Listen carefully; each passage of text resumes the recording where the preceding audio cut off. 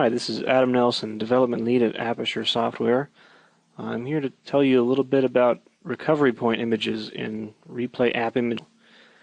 You can see here I've already protected my Exchange box with Replay, and I've left it taking snapshots for a day or two. This list of recovery points is basically your list of point-in-time images of the data and OS state at the time the snapshot was taken. So if I just pick one arbitrarily, I plus it out here, you can see we've captured all the Exchange metadata, and the green check marks tell you that we have verified that each of these EDBs are mountable. The recovery point image contains not just the Exchange data, but literally a block level representation of what was on the disk at the time the snap was taken. You can see at the base here, the first snapshot was pretty large, 3.7 gigs. It's obviously been compressed more than 50%. Subsequent snapshots are just incrementals, the stuff that's changed. So you can see here you have basically, 100 point-in-time images, most of which are 30, 40 megabytes apiece. It's very efficient. The volumes are snapped at the same time. There's no gap, so whatever was on C at the exact instant the snap was taken is whatever was on F as well. So if there was an Exchange configuration or an OS configuration change, at the same time there was a change to the storage group, we're going to capture those both at the same instant. Thanks to VSS, you're assured that these point-in-time snapshots are application consistent. So OS state, Exchange databases, all those are flushed and intact at the time the snap is taken.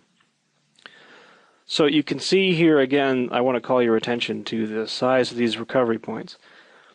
Due to our compression and deduplication technology, we cram these down pretty good. Even just the base, which is an image of the OS, the data, and these Exchange databases, only 3.7 gig.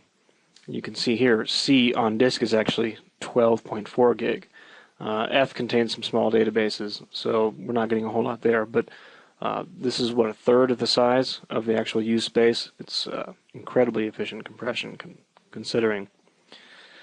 One interesting thing you can do with your recovery points, you can actually mount them as file system devices. So we're going to mount these here.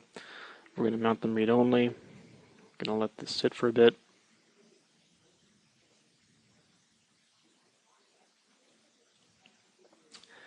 And this here is a navigable mount of the disk as it was at the time the snap was taken.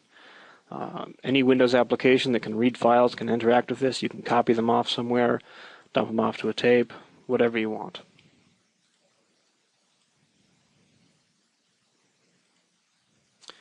And finally, you can export a particular recovery point as a virtual machine, either VMware Workstation 6 or ESX 3.5.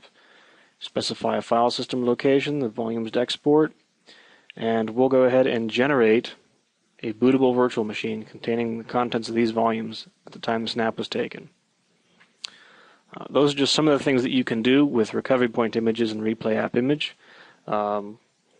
It's a pretty straightforward way to take and maintain and restore your backups.